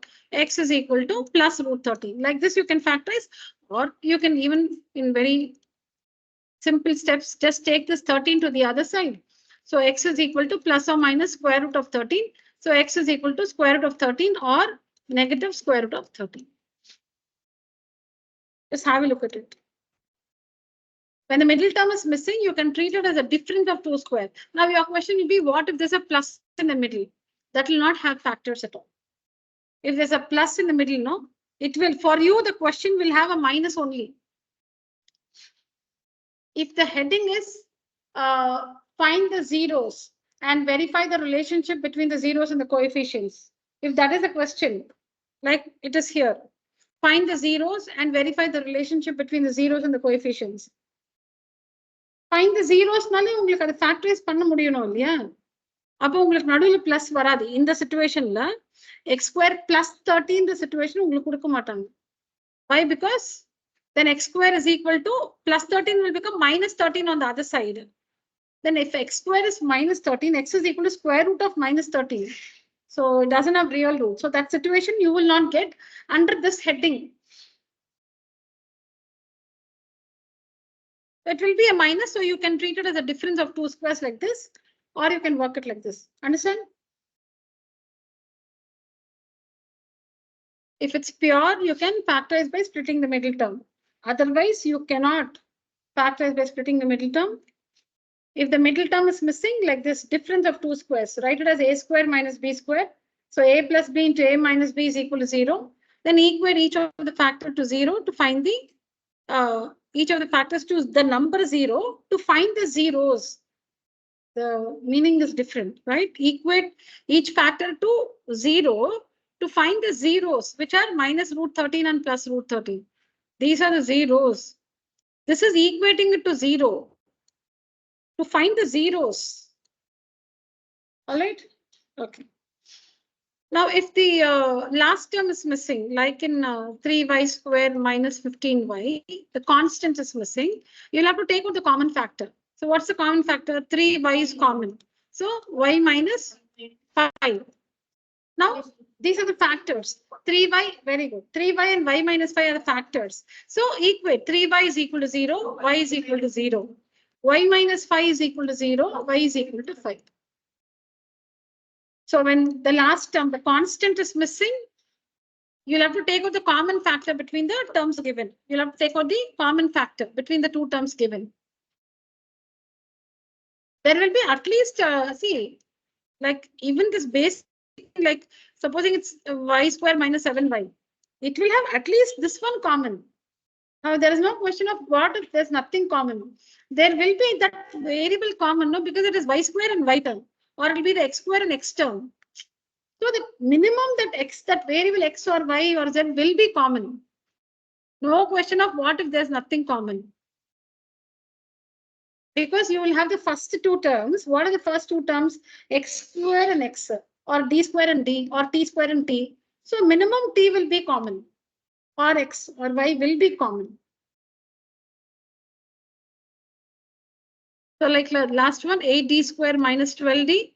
To factorize this, 4d is common, 2d minus 3. So 4d is equal to 0, d is equal to 0. So that means alpha is 0. Okay, alpha is 0. Then 2d minus 3 is equal to 0. 2d is equal to 3. D is equal to 3 by 2, which means beta is 3 by 2. It can be like this also. If supposing you work this one first, then for you alpha is 3 by 2. And for you beta is 0. That's okay. There is nothing that this should be alpha and that should be beta. Anything. You get two values. One of it is alpha, the other one is beta. That's all. Order is not important. How many of you have learned this chapter in school? Yeah, that's why okay. That's why I'm giving this as homework. Otherwise, we'll work it in the class. If it's a new chapter, of course, we'll do it here. Since most of you have done it now, in fact, all of you have done it. Online, all of you have learned it in school, polynomials. Yes, ma'am. Yes, ma'am. Yeah. Yes. Very good. Okay. Yeah, that's the reason why I said you can do it by yourself at home. But this difference, I don't know if you noted. That's why I mentioned it now. You might have been doing it.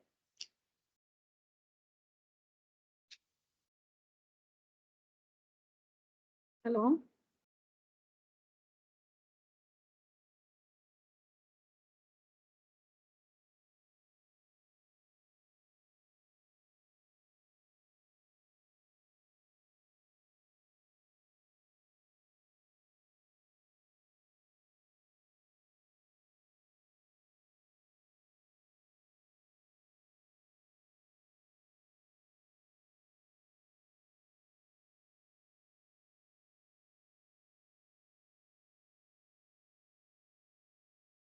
theoretically like this, because when you see the question, you should be able to just start working. Okay. This is about factorizing.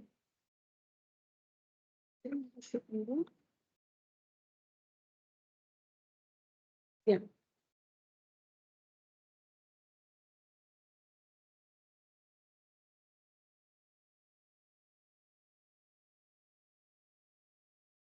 So I'll just help you with one. The others you will do it now in the class. I'll just tell you the first one. For the others, I'll show you the presentation. You can have a look at it and work it. I'll just tell you how to approach the answer. So you're given a quadratic polynomial in one variable t. So we have t square minus 4t plus 3. So now what have we seen so far? Polynomial, quadratic polynomial, then quadratic equation, zeros, roots, then zeros of a quadratic polynomial will also be the zeros of a polynomial. The given quadratic polynomial multiplied by k. And then we also derived the relationship between the zeros and the coefficients, right? We also derived the relationship between the zeros alpha and beta and the coefficients a, b, and c. And then we also understood how to construct quadratic polynomials, how to construct. If you're given alpha and beta, so you know that there can be a question where alpha and beta is given and you're asked to construct the quadratic polynomial, or the question can be given alpha plus beta and alpha beta, the sum of the zeros and the product of the zeros, construct the quadratic polynomial. Identity is very important.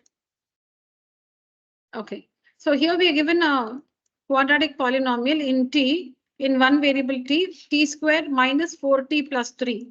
The first thing you'll have to do is compare it with the standard form, a t square plus bt plus c.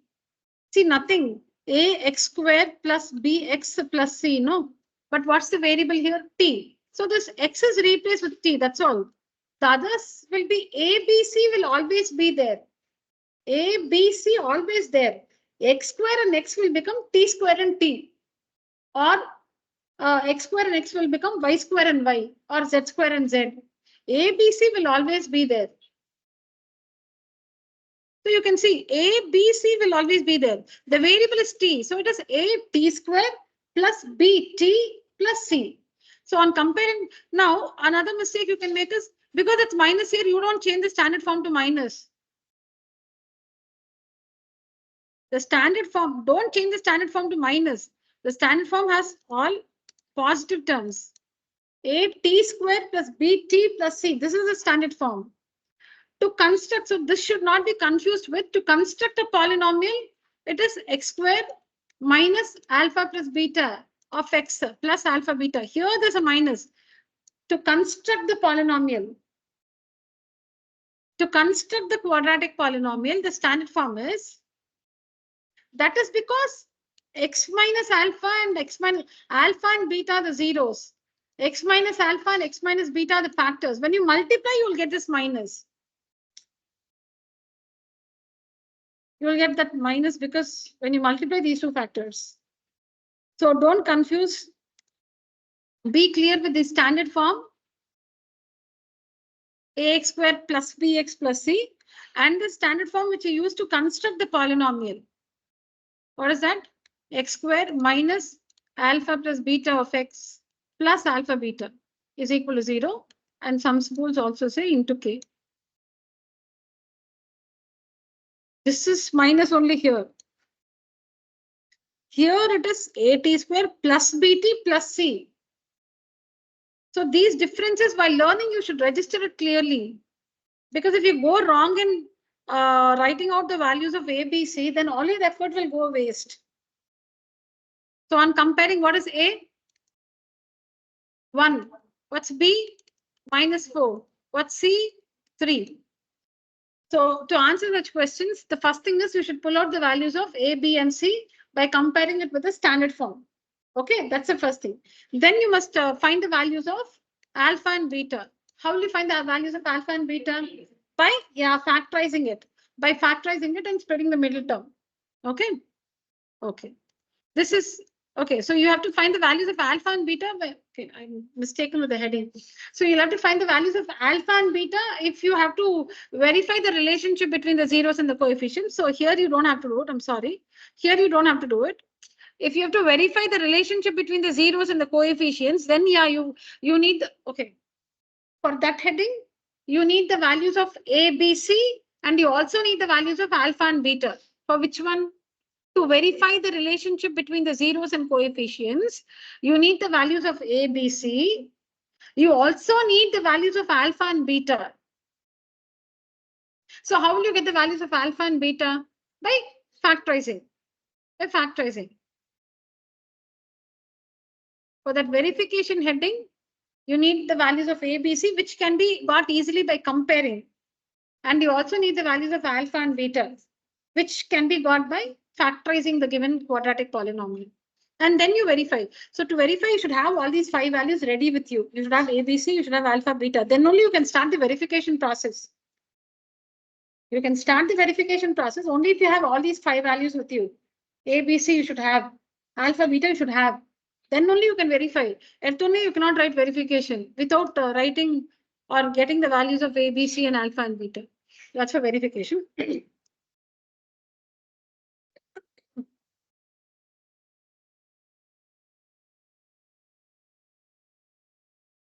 Yeah, for this one, I just made a mistake while saying. So for this one, you just pull the values of A, B, C from the polynomial. Now, what is alpha plus beta? By using the relationship, what's alpha plus beta? Minus B by A. So it is minus B by A. Minus B by A minus, this is B by A. So it's 4.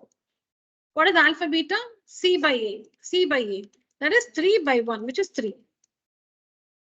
Okay, so now what should you give? Find the value of? Should find the value of what? Alpha to the power 4 beta cube plus alpha cube beta to the power 4. Now this expression you should convert it or you should write it in terms of alpha beta and alpha beta, alpha plus beta, because you have only those values. You have only the values of alpha plus beta and alpha beta. So now take out what's common here. Alpha cube, beta cube is common. So what do you get here?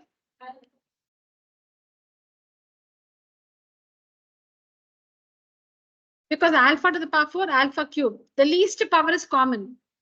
The least power is common. Alpha to the power 4, alpha to the power 3. Which is the least power, 4 or 3? 3, that's common. Beta to the power 3, beta to the power 4. Which is the least power, 3, that's common.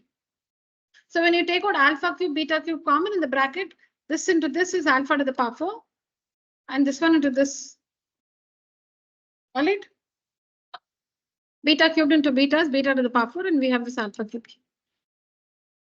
So now what is alpha cube, beta cube? Alpha beta whole cube. Correct? Alpha cube, beta cube is alpha beta whole cube.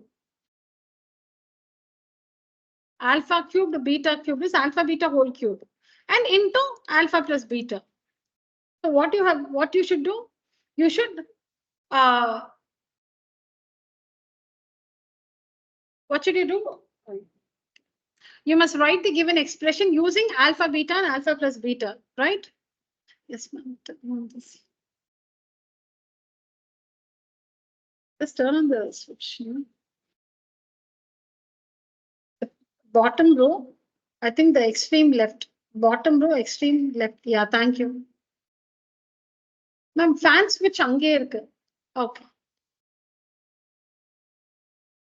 Yeah. Now you can just substitute. What is the alpha beta? 3. And alpha plus beta? 4. Substitute and find the value. In all the cases, you'll have to evaluate these expressions. Yeah. You just work a few, start working.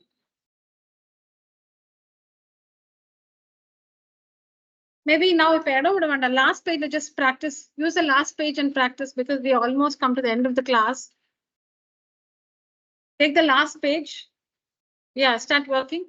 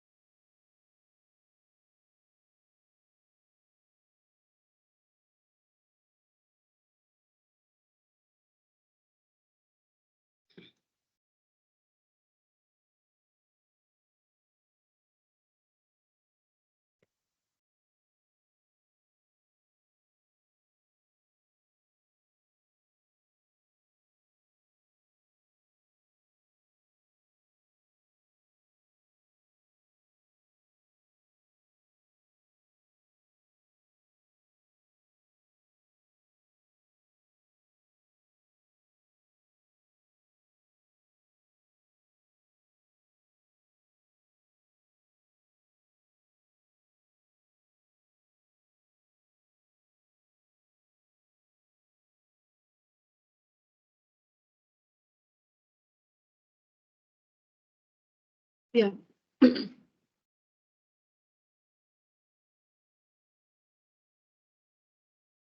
So it's important to understand the approach, how to approach the answer.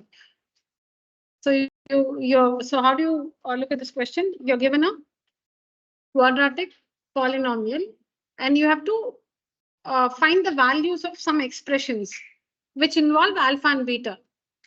That's what we understand, no? Look at the question. F of t is given, it's a quadratic polynomial, and it's given that alpha and beta are the zeros of this quadratic polynomial.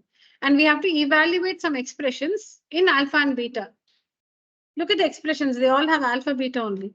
We have to find the value of those expressions. See those expressions, find the value of alpha minus beta, find the value of alpha squared plus beta squared, find the value of alpha squared minus beta squared. So how was the question? We are given a quadratic polynomial whose zeros are alpha and beta, and we are expected to evaluate, or we are asked to find the value of some other expressions involving alpha and beta.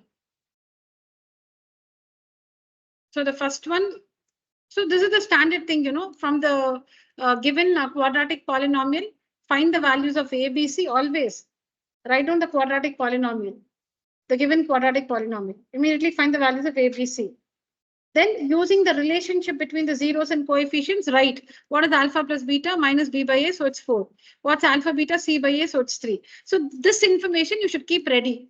This should be ready. Now take up the first one. Okay, now take up the first one. Take out common. What is common?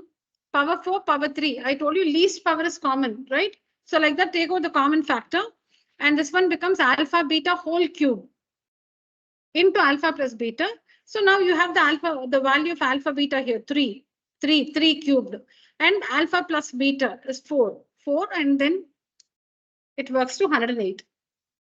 The next one is we need to find the value of alpha minus beta. So that's when we use this identity. Alpha plus beta the whole square minus alpha minus beta the whole square is equal to 4 alpha beta. This identity you should write by yourself. You should know that you have to use this identity to find the value of alpha minus beta.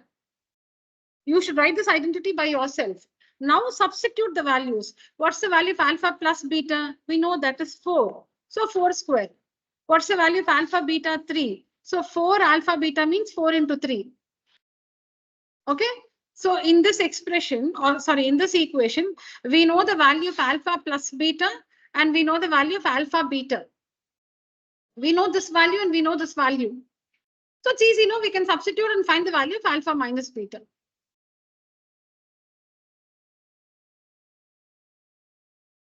The next one is we have to find alpha square plus beta square. Write the identity. What is alpha square plus beta square? Alpha plus beta the whole square minus 2 alpha beta. Again, we know the value of alpha plus beta and alpha beta, substitute in. This one is alpha square minus beta square, like a square minus b square. Alpha square minus beta square is a square minus b square.